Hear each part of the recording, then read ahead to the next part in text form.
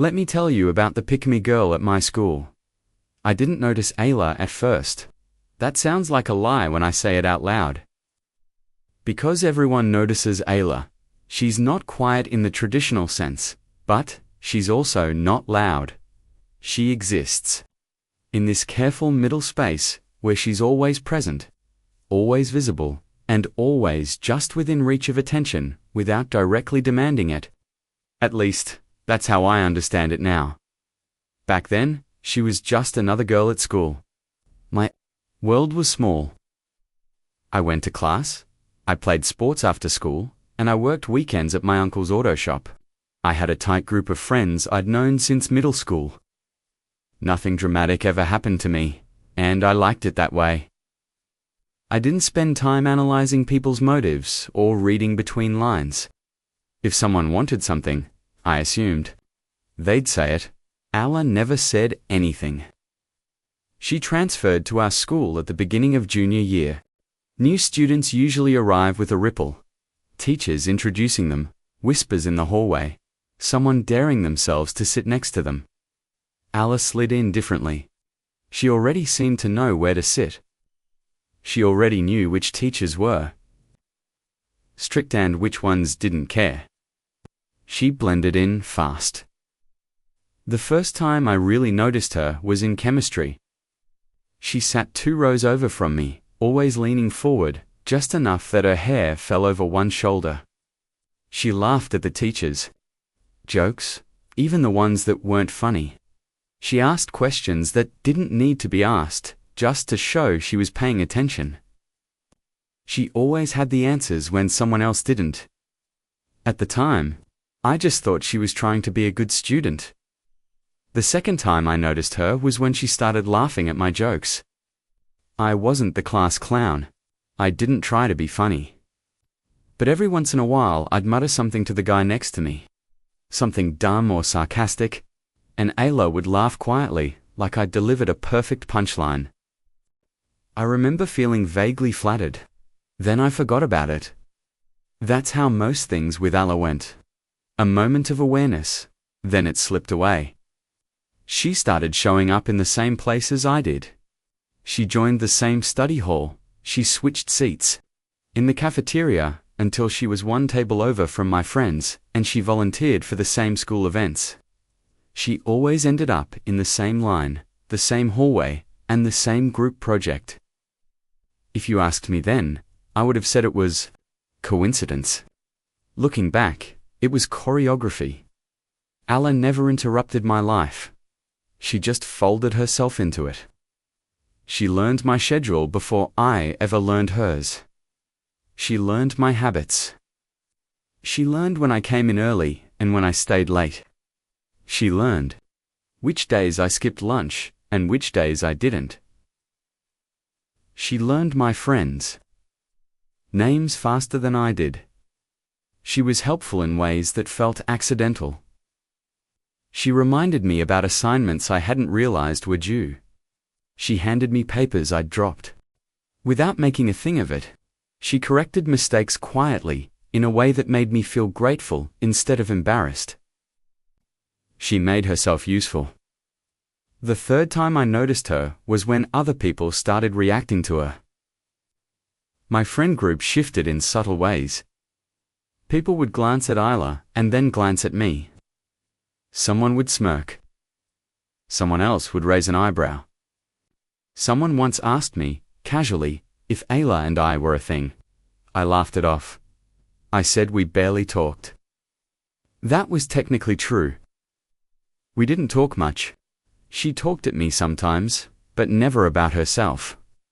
She talked about school, about teachers, and about how annoying other girls could be. She talked about how she didn't understand drama and how she preferred hanging out with guys because they were simpler. She always said that last part with a shrug, like it was an observation instead of a performance. I didn't question it. I wasn't experienced with girls like Ayla.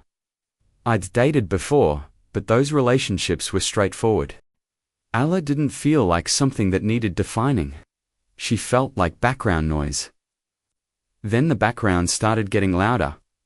Ella started positioning herself as the contrast. Anytime another girl spoke in class, Ella reacted with a sigh and an eye roll, and sometimes a whispered comment to whoever was closest. If a girl answered a question wrong, Ella answered it right. If a girl wore something trendy, Ella wore something casual, and made a point of acting embarrassed by attention. She framed herself as effortless. I noticed it, but I didn't connect it to me. When a girl named Brianna asked for my notes one day, Ella appeared next to me before I could answer. She already had a copy. She offered it with a smile that didn't reach her eyes. Brianna thanked her and walked away. Ella told me she couldn't stand girls who flirted for academic help. I nodded, distracted. I didn't see yet that Ella never criticized anyone unless they were female. I didn't see that her kindness to me came paired with quiet cruelty toward others. I didn't see how carefully she curated the image of being low maintenance. Not like the rest, and easy to be around. I just thought she was nice. By the end of that semester, people associated us. Teachers paired us together without asking, and group projects included us as a unit. Friends assumed we'd walk together, sit together, and work together. Ella never corrected them, and I didn't either. Not because I wanted something from her. Because it felt easier to let it happen. The shift happened so slowly that I couldn't pinpoint when it began. Ella stopped just being present and started being essential. If I missed a day of school, she messaged me with notes before I could ask anyone else. If I mentioned being tired, she reminded me about an exam I'd forgotten. If I seemed stressed, she framed herself as the one person who understood how much pressure I was under. She didn't ask how I felt. She told me how I felt. At first, it was comforting. Then, it became suffocating. I didn't realize how much space she was taking up until someone else tried to step into it. There was a girl in my history class named Lena. She sat behind me for months without incident. One day, she tapped my shoulder to ask about her homework problem. We talked for maybe 2 minutes. It was nothing, barely even an interaction. By the end of the day, Alan knew. She acted wounded. She became distant for exactly long enough that I noticed. She stopped sitting near me and she stopped helping. She stopped smiling when she saw me. When I asked if something was wrong, she brushed it off and said she just didn't want to be that girl. I didn't know what that meant. She said she hated how girls always got possessive over guys for no reason. She said she'd never do that. She said she respected boundaries too much. Then she told everyone how hurt she was. She told people she thought she and I were closer than that. She told people she felt replaced. She told people she guessed she'd read things wrong. She never said my name when she told these stories. She didn't have to. Suddenly, Lena stopped talking to me. She stopped making eye contact, and she avoided sitting near me. I overheard someone say she didn't want drama. Then Isla resumed her place in my life, like nothing had happened. From then on, any time another girl came close to me, Isla preemptively positioned herself as the victim. She didn't compete directly. She just rewrote narratives before they could form. She always looked reasonable. She always looked like the better option. I stayed oblivious because nothing she did felt aggressive. It was all implication and context. Things I didn't think to challenge. She started depending on me publicly. She chose me for everything that required a partner. If I wasn't available, she acted anxious. If I worked with someone else, she seemed fragile. Teachers noticed and paired us more often, thinking they were helping her. I told myself I was being kind. I didn't see that my kindness was feeding something unhealthy. Ella framed herself as misunderstood. She said other girls bullied her for being different. She said she didn't fit in with them. She said she didn't know why they were so mean. I believed her. By the time I started feeling uncomfortable, everyone else had already decided our roles. She was the girl who liked me quietly. I was the guy who led her on. That was the version of the story floating around school, and I didn't even know it existed until someone confronted me about it in the hallway. They told me I needed to stop playing games. I went home confused. Ayla texted me that night to check on me. She said she heard people were being unfair to me. She said she hated how rumors spread. She said she knew my heart. That's when I started realizing something was wrong. I just didn't know how deep it went yet. If Ayla had suddenly done something dramatic or obvious, I might have snapped out of it. I might have questioned things earlier. Instead, she tightened her grip quietly, layer by layer, until my world felt smaller, and I couldn't explain why. I started noticing gaps. Friends stopped inviting me to things, and group chats went quiet. Plans happened without me, and when I asked about it, people acted awkward, like they didn't know what to say. A few shrugged it off. A few told me they thought I was busy. Ayl, on the other hand, was always available. She framed herself as the one constant when everything else felt unstable. She checked in daily. She reminded me that people drifted, that high school friendships changed, that it was normal. She told me she was glad she wasn't like that. She never said anyone's name when she talked about people pulling away. By then, I'd started noticing how often my name came up in conversations I wasn't part of. Teachers pulled me aside to ask if everything was okay at home.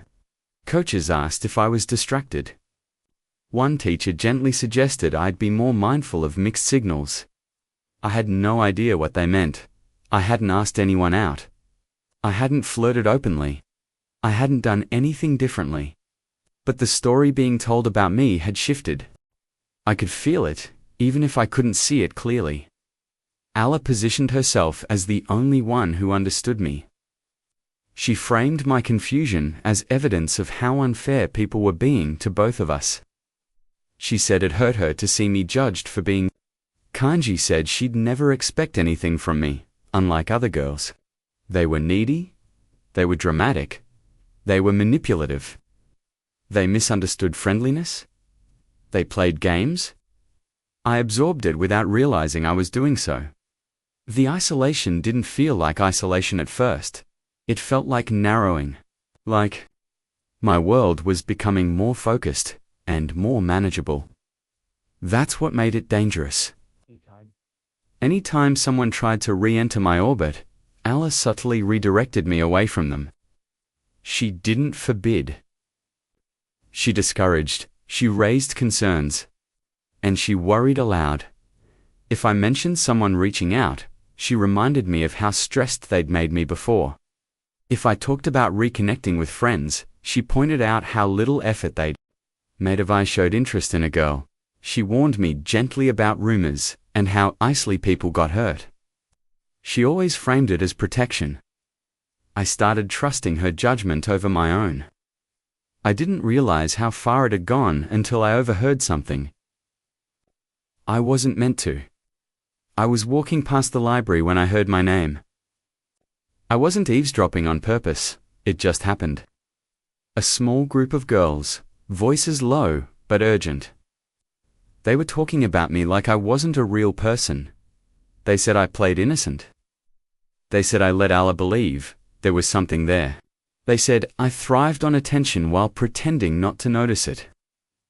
They said Ayla deserved better. I stood there, frozen, listening to a version of myself I didn't recognize. Ayla's name came up repeatedly, always in the same way. I walked away before they noticed me. That night, I replayed everything in my head. Every interaction. Every moment I'd brushed off. Every time I'd chosen the easier explanation over the uncomfortable one. For the first time, a thought crossed my mind that I didn't immediately dismiss. What if Ayla wasn't just awkward? What if she was shaping this? Once that question existed, I couldn't unsee the evidence. I noticed how often she spoke for me. How she answered questions directed at me. How she framed my silence as agreement. How she positioned herself beside me in photos without asking. I noticed how she talked about us without ever explicitly saying there was an us. I noticed how she reacted when I tried to create space. The first time I pulled back, she got sick. Not dramatically. She simply became unwell enough to need support. She started looking pale, and eventually she missed school. Teachers expressed concern, and people asked me if I'd checked on her. I felt guilty for even thinking she was part of the problem. When she returned, she was quieter and more subdued. People treated her gently. She smiled at me like I'd done something kind just by existing. I stepped back into my role without realizing it. From then on, any attempt I made to distance myself was met with consequences that never traced back to her directly. Rumors intensified and people became colder. Invitations stopped entirely as my reputation settled into something unpleasant and sticky, something I couldn't scrape off. No matter how I acted, LA remained spotless. She was the constant presence at my side when others faded away. She was the one people praised for her patience, her loyalty, and her emotional maturity. Teachers openly admired how understanding she was. I became the problem by comparison, and still, I didn't confront her. Part of me was afraid to be wrong.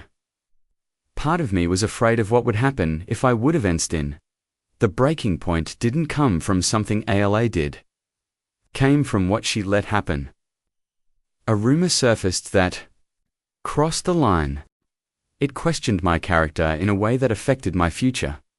Something that teachers couldn't ignore. I was blindsided. As I sat in an office, listening to vague concerns and careful wording, I realized how powerless I'd become. Point to a source. I couldn't disprove a feeling. I couldn't defend myself against a narrative that had been built slowly, patiently, over months. When I left that meeting, Alla was waiting.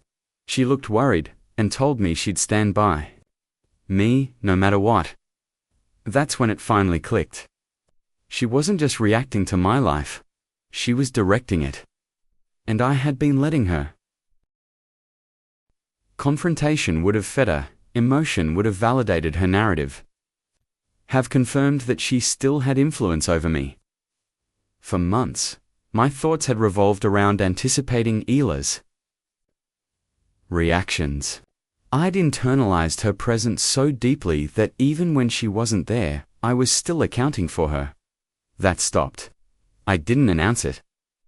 I just stopped factoring her in.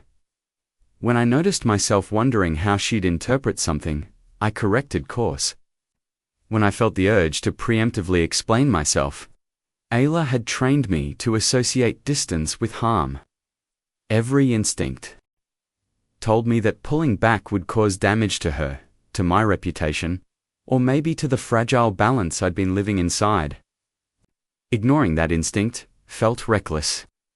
What happened instead was subtle but telling. Alla began creating reasons to be noticed.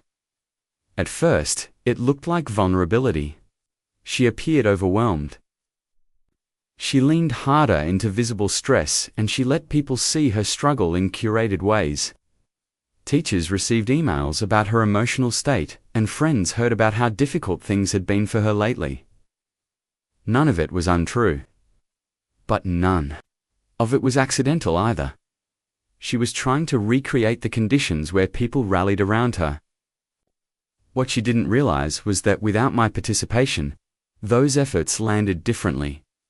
People asked follow-up questions she couldn't answer cleanly. They noticed how often her distress coincided with moments where she wasn't centered anymore. I didn't point this out. I let people notice on their own. Meanwhile, I focused on rebuilding credibility the slow way. I showed up consistently. I followed through on commitments. I took responsibility where it was appropriate and stayed silent where it wasn't. I didn't defend myself. Unless asked directly, and even then, I stuck to facts. The rumor that had nearly derailed my future lingered the longest. It had roots, deep enough that it couldn't be erased by goodwill alone. Administrators needed something concrete. Something that didn't rely on character judgments or emotional testimony. I provided patterns, not accusations. I showed how information moved through social circles. I showed how concerns escalated without a clear source. I showed the frequency with which Ala positioned herself as emotionally impacted by situations she wasn't directly involved in. I didn't say she lied. I let the implication speak for itself. What followed wasn't dramatic. It was procedural. Administrators did what institutions always do when faced with ambiguity. They removed reliance on the most emotionally charged narratives. Decisions became based on observable behavior instead of hearsay. The weight Ayla's perspective carried quietly diminished. She felt the shift happening. Her behavior escalated again, but this time without finesse. She tried to reinsert herself into my life through proximity, through shared spaces and nostalgia. She referenced earlier closeness as if it were mutual and ongoing. When that didn't work, she leaned into martyrdom. She framed my distance as abandonment. But by then, people had context. They didn't rush to defend her the way they once had.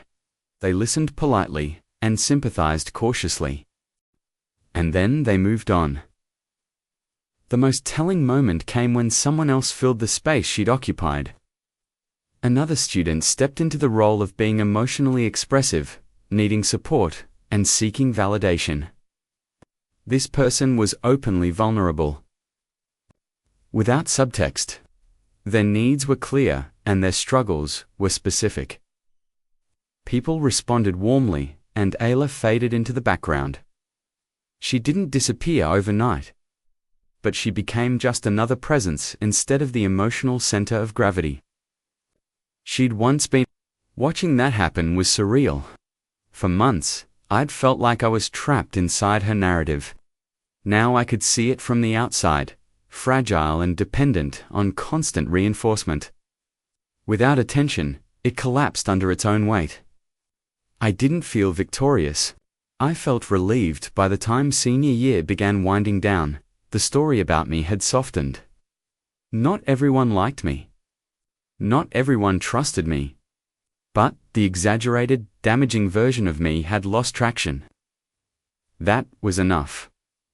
Graduation approached. Quietly, Ala and I existed in the same spaces without interacting. She didn't look at me much anymore. When she did, there was no anger in her expression, just something hollow. I wondered, briefly, if she knew exactly what she'd been doing all along, or if she'd convinced herself of her own version of events. I realized it didn't matter. Intent doesn't change impact. On the day of graduation, I stood among classmates who'd once viewed me through suspicion. Some nodded, some smiled, and some simply acknowledged me, without judgment. That neutrality felt like freedom. Ayla stood elsewhere, surrounded, but not centered. She wasn't ostracized, she just wasn't powerful anymore. That was the ending. Walked away from that chapter of my life, changed. Not hardened, but clearer and more aware of how easily kindness can be redirected. How quickly passivity can become permission. I didn't lose anything by stepping back. I got myself back.